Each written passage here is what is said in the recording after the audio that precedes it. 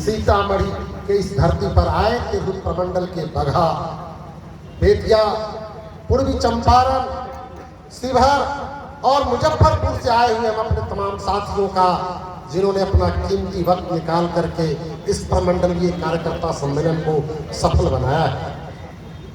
हम आज की बैठक में सीतामढ़ी के लोगों को ये बता देना चाहते थे, जिन चीजों को हमारे भाई महेंद्र सिंह यादव जी ने सीतामढ़ी के जन जन की जो आवाज आ रही है, पिछले 3 दिनों से मैं सीतामढ़ी में हूं और मैं जहां जा रहा हूं वहां वही सुनने को मिल रहा है कि आप सीतामढ़ी, जो इतना प्राचीन लोकसभा और क्रांतिकारी धरती रही है, यहां से कोई आवाज संसद में बुलंद नहीं है।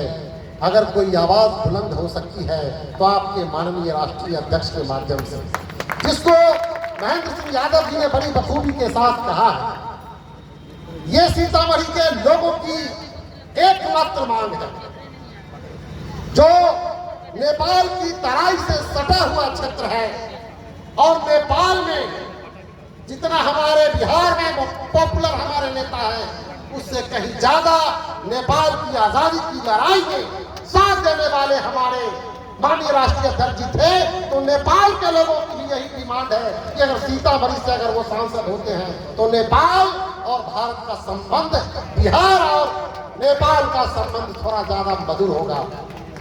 मैं ये बताना चाहता हूं कि आज का दिन काफी महत्वपूर्ण है और मुझे नहीं पता था, लेकिन हमारे राष्ट्रीय अध्यक्ष जी को इस दिन के बारे में ज्यादा जानकारी थी। उन्होंने कहा कि आपको 25 तारीख को ही सीतामढ़ी में प्रमंडलीय सम्मेलन करना है। आज देश और दुनिया में संदेश देने के लिए भारत के तानाशाही हुकूमत की ओर ले जाने वाले प्रधानमंत्री के खिलाफ कांग्रेस पार्टी लगातार 3000 किलोमीटर से अधिक की पदयात्रा करके छत्तीसगढ़ के रायपुर में राष्ट्रीय अधिवेशन की शुरुआत की है। वहां से इस देश के बर्बर हुकूमत को उखाड़ने के लिए सोनिया गांधी, राहुल गांधी और प्रियंका गांधी जी के नेतृत्व में विचार मंथन हो रहा है। वहीं दूसरी ओर भारत के एक तानाशाही सरकार के चाणक्य कहे जाने वाले अमित शाह बिहार की राजधानी पटना में बापू सभागार से ऐलान कर रहे हैं कि नीतीश कुमार को अब न भारतीय जनता पार्टी में प्रवेश मिलेगा और न ही बिहार के राजनीति में उनका दरवाजा बंद कर दिया जाएगा। वहीं तीसरी ओर आज पूर्णिया के रंगभूमि के मैदान में महागठबंधन की एक रैली हो रही है, जो महागठबंधन के द्वारा आयोजित है। लेकिन आज उस रैली में महागठबंधन के साथी, सहयोगी साथी, राष्ट्रीय जनता दल के कार्यकर्ता पलटू चाचा मुर्दाबाद, पलटू चाचा मुर्दाबाद का नारा लगा रहा है। बिहार का मुख्यमंत्री कैसा हो, तेजस्वी यादव जैसा हो का नारा लग रहा है।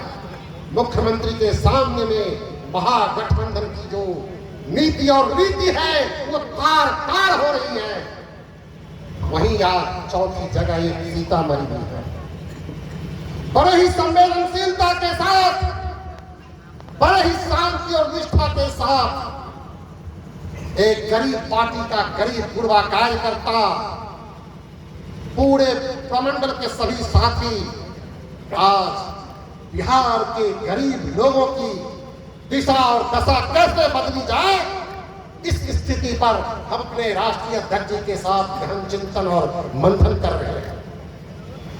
मैं ऐलान के साथ ये कहना चाहता हूं, इस मैदान के अंदर में जो लोग बैठे हैं और मैदान के बाहर भी सीतामढ़ी के सम्मानित नागरिक और सड़कों पे चलने वाले हमारे सीतामढ़ी की माननीय मतदातागण सुन रहे होंगे।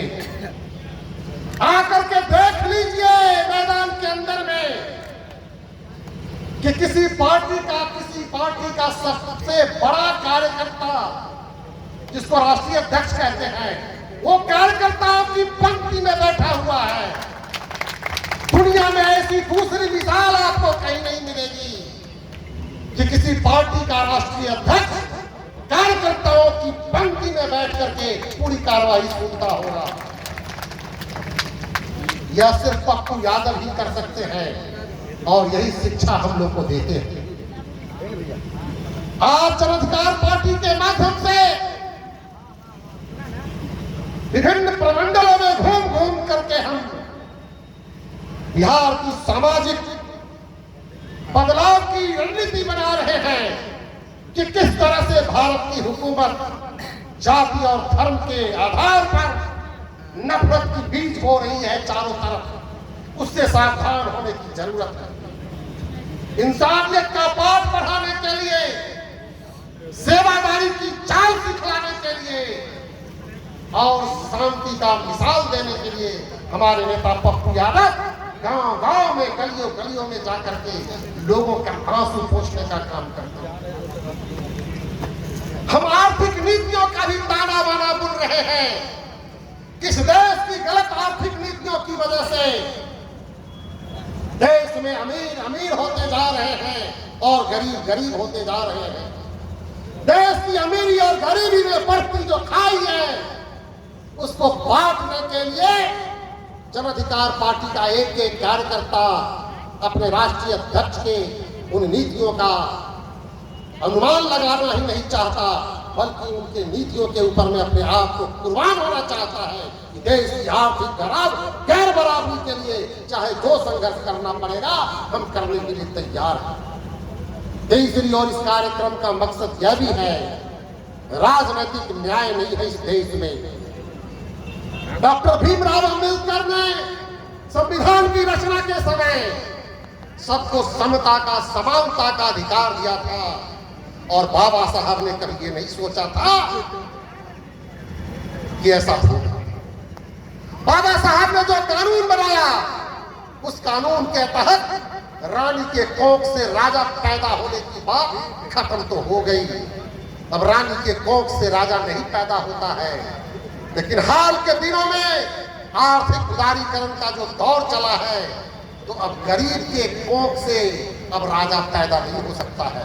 इस बात की चिंता इस देश के किसी पार्टी या किसी नेता को हो या ना हो, लेकिन जन अधिकार पार्टी के राष्ट्रीय अध्यक्ष को हमेशा ये बात सालते रहते लाइव होगा सर जी न्यूज कि गरीब का एक बेटा कैसे एक जनप्रतिनिधि बनेगा, कैसे मुखिया बनेगा, कैसे विधायक बनेगा, कैसे सांसद बनेगा। अब ये गरीब कार्यकर्ताओं को लगता है कि जनप्रतिनिधि बनना अब सपना हो गया है। इस दिशा में भी जन अधिकार पार्टी के राष्ट्रीय अध्यक्ष पप्पू यादव जी गंभीरता के साथ सोच रहे हैं और कैसे उस रणनीति पर हम काम करेंगे कि राजनीतिक न्याय भी लोगों को मिलेगा। हमसे कई लोग अक्सर पूछते रहते हैं कि पूरे बिहार में, पूरे देश में कहीं भी लोगों के साथ ज्यादती होती है तो पप्पू यादव जी प्रशासन से पहले पहुंचने का काम करते हैं, लेकिन वोट क्यों नहीं आता है उनको। तो मैं इनको बताता हूं कि आपने डॉक्टर राम मनोहर लोहिया की बात सुनी होगी। डॉक्टर राम मनोहर लोहिया ने जब संतोपा बनाया था, संयुक्त सोशलिस्ट पार्टी बनाई थी, तो उनके लोग भी नहीं जीतते थे। राम मनोहर लोहिया भी हमेशा चुनाव हारते रहते थे। उनकी पार्टी भी उनके जीवन काल में बहुत अच्छा नहीं कर पाई।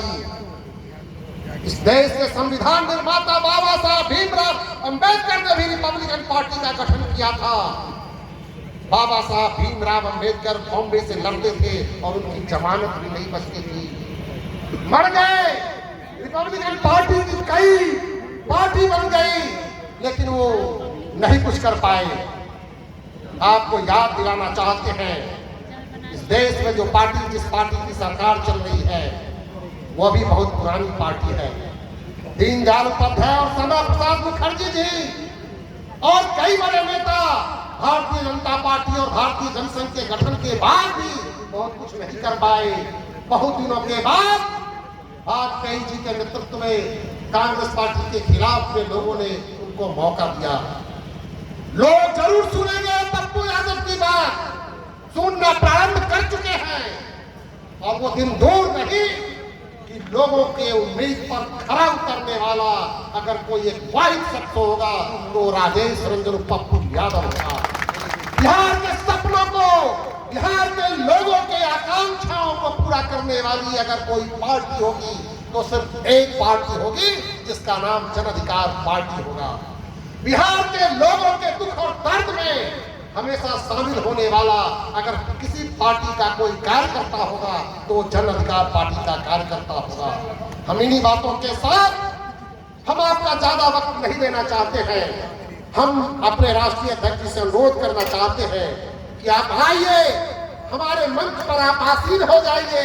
आपने कार्यकर्ता की हैसियत से आपने अपनी पूरी बात सुनी है, समझी है। और हमारे बीच में हम लोग के पार्टी के एक पूर्व विधायक जो बहुत कम उम्र में विधायक हो गए थे, रामचंद्र सिंह यादव जी, बिहार के सबसे उत्तरी सीमा पर हम आज बैठे हुए हैं और बिहार के सबसे दक्षिणी सीमा एकदम उत्तर प्रदेश के बॉर्डर से चल करके, कैमूर से चल करके हमारे रामचंद्र सिंह यादव जी आज यहाँ आए हैं। और अंत में दुष्यंत कुमार के शेर के साथ हम अपनी बात खत्म करना चाहते हैं कि सिर्फ हंगामा खड़ा करना हमारा मकसद नहीं, हमारा मकसद है कि ये सूरत बदलनी चाहिए। मेरे सीने में न सही, तेरे सीने में सही, हो कहीं भी आग लेकिन आग जलनी चाहिए। जय हिंद, जय बिहार, पप्पू यादव जिंदाबाद, जन अधिकार पार्टी जिंदाबाद।